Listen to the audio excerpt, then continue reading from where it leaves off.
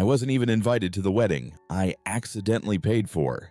After my own mother and sister lied about home repairs, faked a surgery, and spent my money behind my back. I'm stuck in this painful space where I don't know if I'm doing the right thing or becoming the villain in someone else's story. For years, I've been the provider, the fixer, the silent ATM for my mother and sister, but recently they crossed a line I didn't think they ever would. And now I'm caught between wanting to do what's fair and finally standing up for myself. I'm 38 years old, married, a mother of 2, and living in Ohio. I moved here 6 years ago after my wedding. Before that, I lived in Houston, where I grew up in a complicated, broken home. My parents divorced when I was 10. My younger sister was 5 at the time. The reason my dad accused my mom of cheating, and he claimed my sister wasn't his biological child. To this day, no one knows if it was true. My mom never remarried. My dad moved out and left the family home to my mom as part of the alimony agreement. He took off, leaving behind a lot of emotional wreckage. He paid for my education but never contributed a dime to my sister's expenses, and my mom never fought for support. That made people think maybe my dad's suspicions were valid. He wasn't around for much of my childhood. Occasionally, he'd show up at my school to pay tuition or drop off a gift. But when I entered high school, I decided to reach out to him myself. Since then, we rebuilt a connection. He came to my wedding despite my mother's protests and even visited me in Ohio a couple of times. We had a good relationship by then, closer than I ever was with my mom. Then came the shock. My dad was diagnosed with a terminal illness. We lost him last year. He left everything he had to me, his only legal heir. He'd remarried but never had more children. He always told me I was his one and only daughter. My mom and sister were never thrilled about how close I was with Dad, so when I inherited his $400,000 trust fund, it was like pouring gasoline on a fire. But the resentment wasn't new. My dad had always prioritized me. He paid for my schooling, which meant I went to better schools, had more opportunities, and ultimately built a better life. My mom had limited control over that money. It went directly to the institutions for tuition, so she couldn't divert it elsewhere. That didn't stop her from spending bits of it for my sister or the household. And I wasn't oblivious. I just didn't want to stir up drama back then. She kept me content enough not to complain. So no, they weren't monsters to me growing up. But the truth is, they were always much closer with each other. I was simply the outsider in my own family. I was sharp as a kid, not just book smart, but emotionally aware. I saw through a lot of things that others might not have. Maybe that's why my mother never tried to mistreat me directly. She knew I wouldn't tolerate it. Fast forward to today, that $400,000 inheritance has become a ticking time bomb. Ever since my mom and sister learned about it, it's like they've turned into full-time beggars, constantly reaching out, asking for help, acting like I owe them something. It's not like this is new either. They've been leaning on me financially ever since I started earning, and I've helped because I could and because I felt it was the right thing to do. I make a good living. My mom works at a supermarket checkout. My sister sells clothes at a boutique. They don't earn even half of what I do. But lately, it's gone too far. A few months back, my mom called, said the house was falling apart, the ceiling, the wiring, the flooring, all in disrepair. She claimed that during storms and heavy rains, the place felt like it might collapse. I could tell she was building up to something. Said she'd gone to the bank for a loan, but the interest rate was too high. I didn't say anything. Neither did she, but we both knew what was coming. She called more frequently than usual after that. Normally, I'd hear from her maybe once a month. That month, 4 calls. Eventually, I picked up. This time, she came out with it. Told me they couldn't live safely in that house anymore and needed help. She asked me to lend them $100,000 for repairs. Said she'd pay it back in installments. I snapped. I told her flat out I didn't have that kind of money to spare. She tried to nudge me, suggesting I had Dad's money. I didn't take the bait. Instead, I offered $50,000 way too impulsively. I should have taken time to think, but once I said it, I knew I'd committed myself. My gut told me this wasn't right. Something about it felt off. My husband had a great suggestion: give the money in small installments and track the renovation progress. That way I could stop payments if things didn't seem right. I told my mom I'd send the money bit by bit. I reactivated an old Houston bank account, transferred $10,000 into it, and gave her access. She asked why I didn't just transfer it to her directly. I made up some excuse. Truth was, it was all part of the plan. A safeguard. Even then, I didn't expect what would come next. It's been 2 months since I started transferring money into that Houston account for the so-called house renovation. So far, I've given $20,000, and that's where it stops. I won't be sending another cent. At first, I had doubts, just uneasy feelings. But now I'm certain. I've been lied to, manipulated, and used. I didn't even find out the truth from them. It came from someone completely unrelated, a friend from my old school. She casually mentioned that her husband, who's a wedding planner, had been working closely with my sister. Wait, what? That's how I learned that my sister was getting married. Not through a phone call, not through an invite, not even a text. Just a random comment from someone who didn't even know I was being kept in the dark. Apparently, my sister had been planning a grand wedding, her words, not mine. And guess what the budget was? Around $50,000. My friend had no idea I wasn't in the loop. She even joked about how my sister had gone all out for the big day. All out, huh? I didn't even make the guest list. Not even as an afterthought. My friend told me the guest count was over 100. I couldn't believe it. I wasn't worth a single seat among 100 people. Sadness came first, but it didn't stay long. What took over was confusion and then cold realization. Where was the money for this wedding coming from? We're talking a luxury venue, top-tier catering, floral decorations that cost more than some people's rent. It didn't make sense. Until I checked the account I had been depositing the renovation money into. It was empty. I called my mom casually asking if the renovation had started. She said yes, they'd hired a contractor, but the work was pending. Her voice was full of hesitation. Her answers didn't add up. I couldn't take it anymore. I considered flying down to Houston just to see for myself. But then I remembered something smarter. I called my aunt. My dad's sister. She lives a few blocks from my mom's house. I asked her plainly, "Do you know anything about my sister's wedding?" She laughed bitterly. "Of course, but I wasn't invited either. Your mom doesn't like our side of the family much." That wasn't surprising. But then she added, "Everyone's talking about it. The house is newly painted, the lawn's decorated, and your sister's engagement looked like a magazine spread." I stood there stunned, phone in hand, heart pounding. The house was already renovated. That's when I remembered months ago my mom had asked me for $20,000 for her knee transplant. I called her pretending one of my friends needed a recommendation for the same surgery. I asked her which hospital she used, the doctor's name, any detail really. She fumbled, tripped over her words, then claimed she couldn't remember. I pushed again, asking for the clinic name. She said something about bad signal and hung up. After that, she went silent. Calls went unanswered. My messages stayed unread. I knew. The knee surgery never happened. That money gone. Probably used to slap a coat of paint on the walls and make the place wedding ready. And now the so-called renovation funds. Those were fueling my sister's wedding fantasy. Worse, my aunt confirmed that the engagement party was hosted right on the front lawn of that very house, complete with white lilies, twinkling lights, and wine flowing like water. It was like they were living a completely different life behind my back, pretending to be broke and struggling while secretly upgrading their house and planning a $50,000 wedding all on my dime. I was livid, but more than that, I was hurt.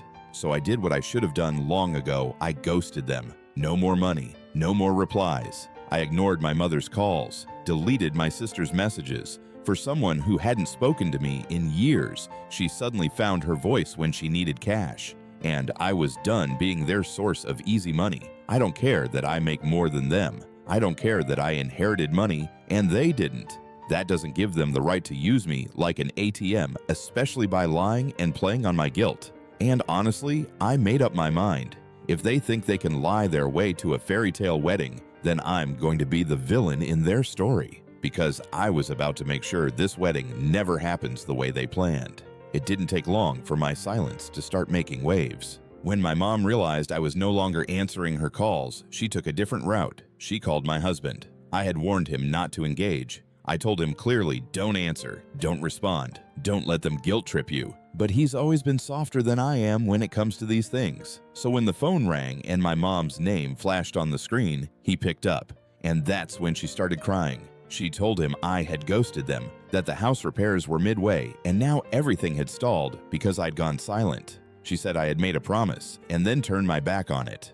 And what did my dear husband do? He told her the truth. He told her we both knew what was really going on, that the money I had given her wasn't for renovations, but for my sister's wedding. that we knew she had lied about needing a knee transplant and that the house had already been renovated long ago.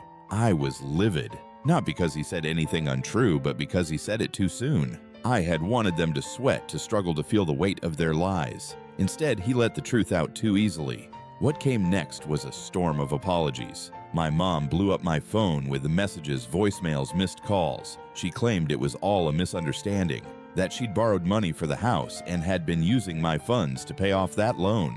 Another lie layered over the first ones. Eventually, I told her I'd only speak with her if she promised to be honest with me, truly honest. She agreed, and so I called her. What she told me next shattered something inside me. She confessed. She said my sister had wanted a grand wedding, but they didn't have the funds to make it happen, so they came up with the idea to ask me, but under the pretense of needing house renovations. She said it was my sister's plan and that they thought it would work because I hadn't visited Houston in years and wouldn't be able to verify what was going on. I asked her, why not just ask me honestly? She said my sister didn't want to owe me anything, that she didn't want to directly accept money from me for a wedding.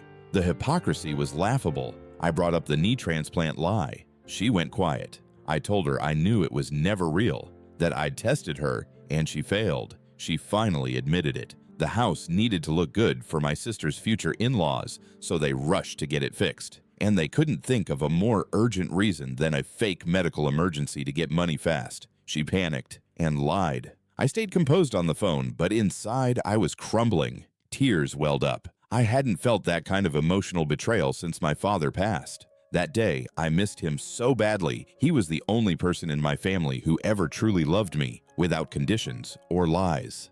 After the call, I locked myself in the bedroom and sobbed for hours. Then came another voicemail. My mom, now fully exposed, had the audacity to ask for the rest of the money to help with the wedding preparations, as if everything she'd just admitted didn't matter. There was no remorse in her tone, just expectation.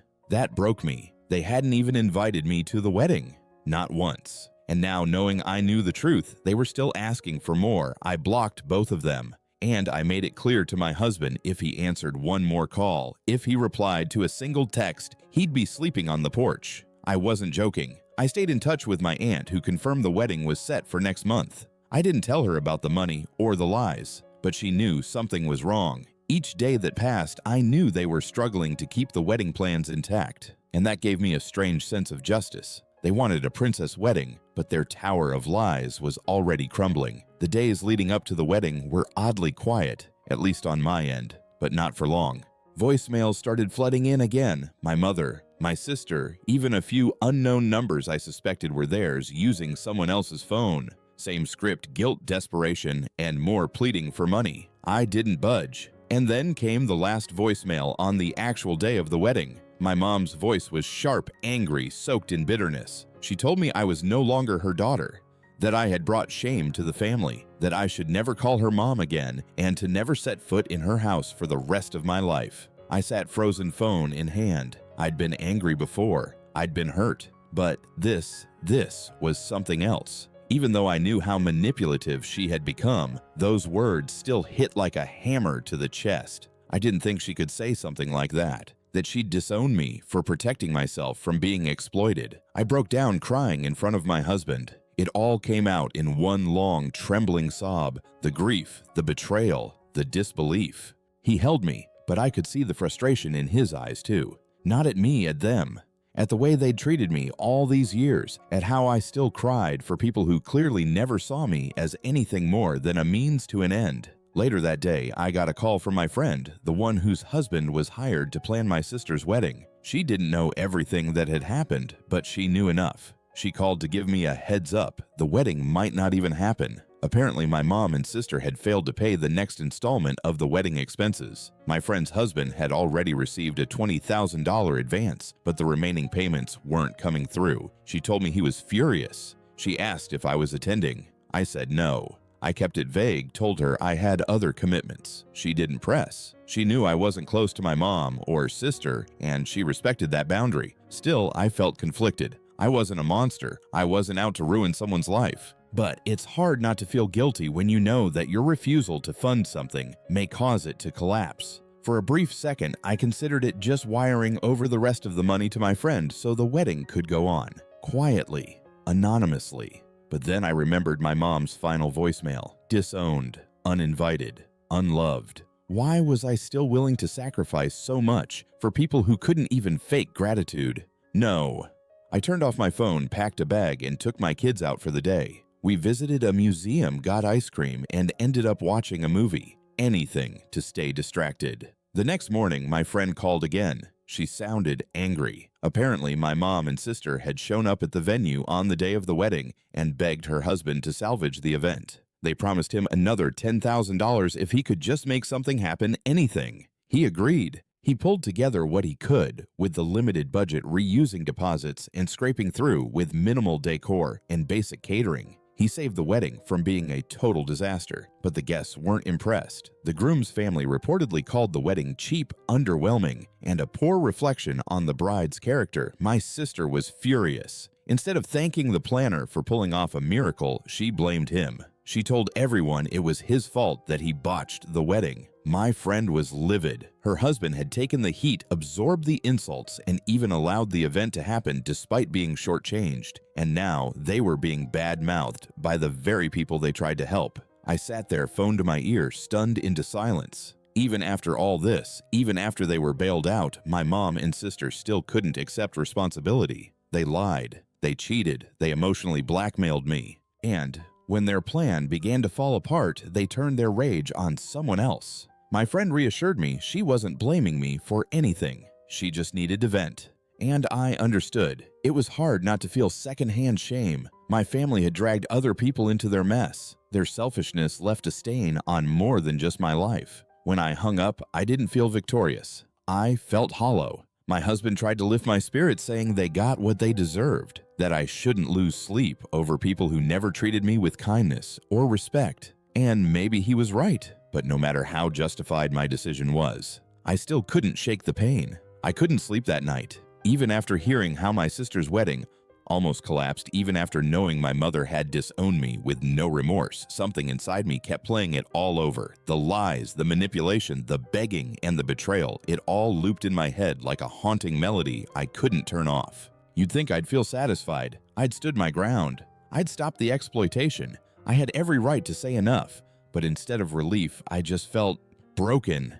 I couldn't help but think about all the years I'd spent trying to be the good daughter, the one who sent money even when it wasn't asked for, the one who showed up when no one else did. I was the one who held it all together when no one had ever held me. And now I wasn't even invited to my own sister's wedding, not even out of courtesy. It hit me differently knowing that I was never part of their celebration, but always part of their plan to fund it. I was the invisible investor, the silent wallet, not a family member, not a sister, just the one who kept the bills paid. And despite all that, I still worried about them. Worried about how they would explain the last-minute switch-up at the wedding. Worried about how they'd survive the criticism.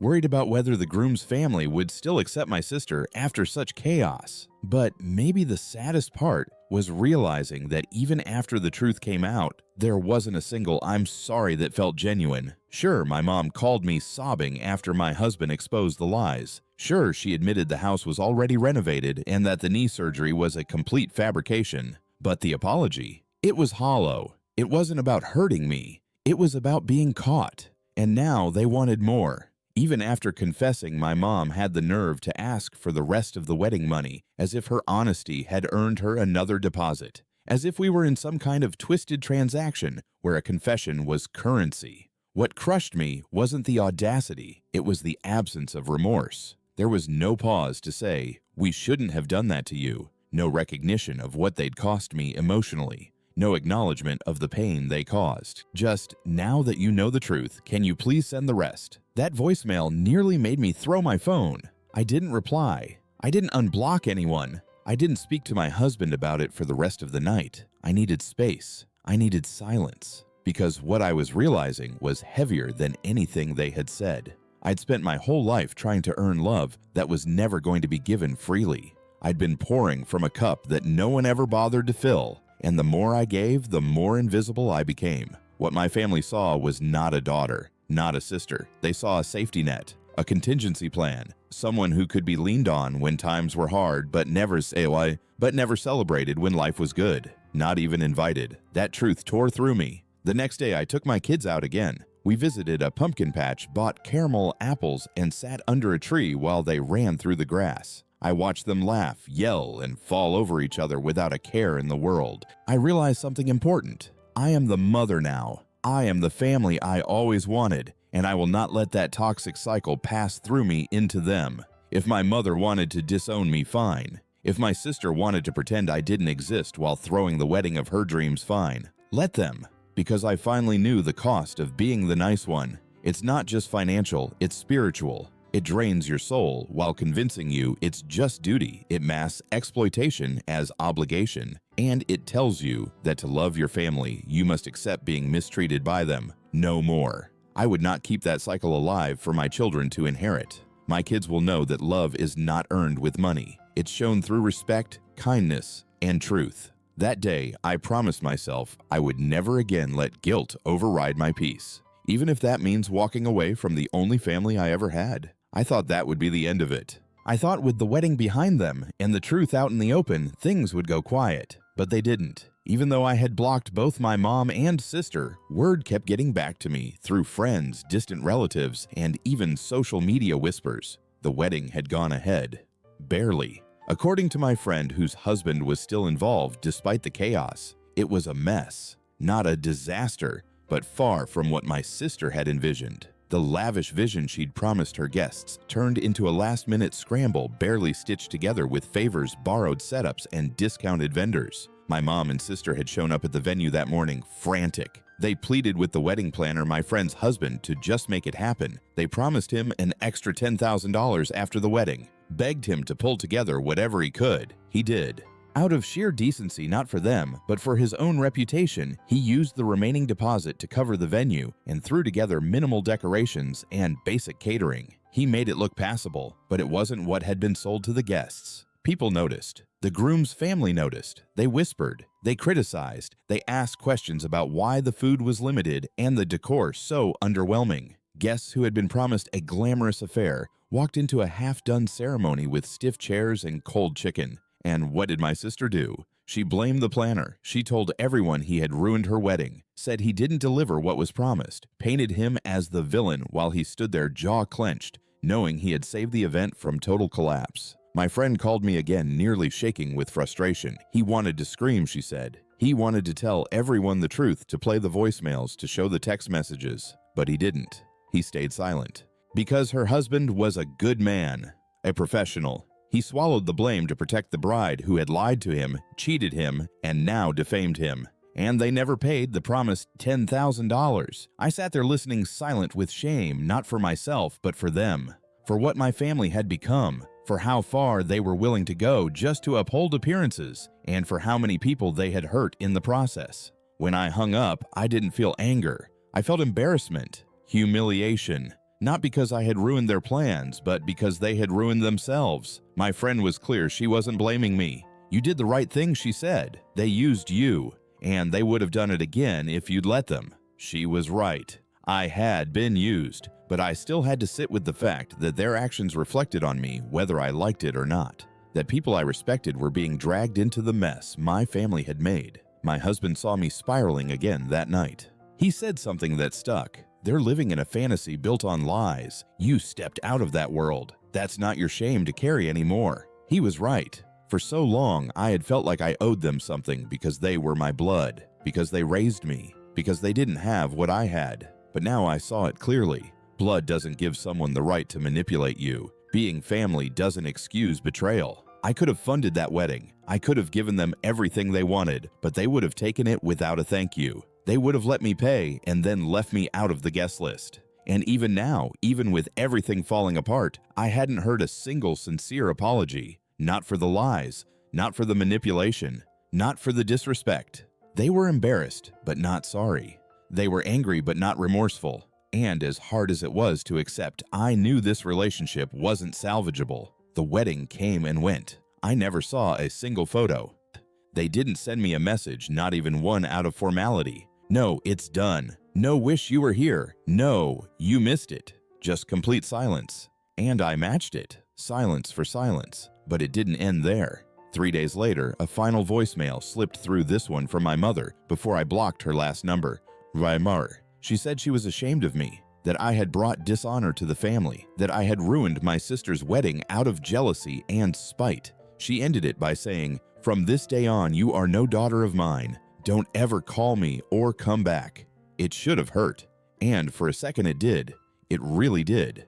But then, I felt something else. Relief. It was like someone finally cut the chain I'd been dragging around my ankle for decades. No more guilt. No more expectations. No more lying to myself that this was a family built on love. Because it wasn't. This wasn't just about a wedding. It was about years of subtle and overt betrayal. It was about how they looked at me, not as a sister, not as a daughter, but as a bank account in human form. The moment I set boundaries, I was no longer useful. And in their eyes, that made me disposable. But I wasn't going to keep being the only one trying, the only one sacrificing, the only one protecting a bond that never protected me back. I had done my part, more than enough, more than anyone would reasonably expect, so I deleted the voicemail, and I felt lighter than I had in years. Of course, the guilt crept in. I still found myself wondering, did I go too far? Should I have just sent the money and walked away? Was it worth it destroying the illusion of peace for one decision? But then I remembered what peace had looked like before phone calls I didn't want to take. Sleepless nights trying to justify expenses, crying after every visit, feeling used but smiling anyway because that's what family does. No, that wasn't peace. That was compliance. Now I had something better clarity. It wasn't perfect. There were moments of sadness, grief, not for them, but for the version of me that kept hoping things would change. That held out for a sister who would one day treat me like more than a piggy bank, for a mother who'd finally say thank you instead of give me more. But that version of me was gone. I had kids now, a family of my own, a husband who despite slipping once stood by me when it mattered, children who would grow up watching me say no when no was deserved, watching me draw lines when those lines protected my peace. I had become the mother I wished I had, and in doing so, I had broken the cycle. Weeks later, I got one more message, this time from my aunt. She didn't ask for anything. She just said, "I know what happened. I just wanted to say you did the right thing." She'd seen it all from the sidelines. The wedding, the whispers, the fallout. She knew my mom and sister had tried to spin a version of events where I was the villain. But truth has a way of slipping out even when people try to bury it. And I realized I didn't need the whole world to understand. Just a few people. People who mattered. People who saw me not as a villain, but as someone who finally chose herself. My mother may have disowned me, but in doing so, she freed me. I don't know if I'll ever speak to them again. I don't know if I'll ever be in the same room as my sister, but I do know this. I no longer need to earn their love. I no longer need to buy my place in their lives. I exist on my own terms now, and that after everything is the greatest gift I could have given myself.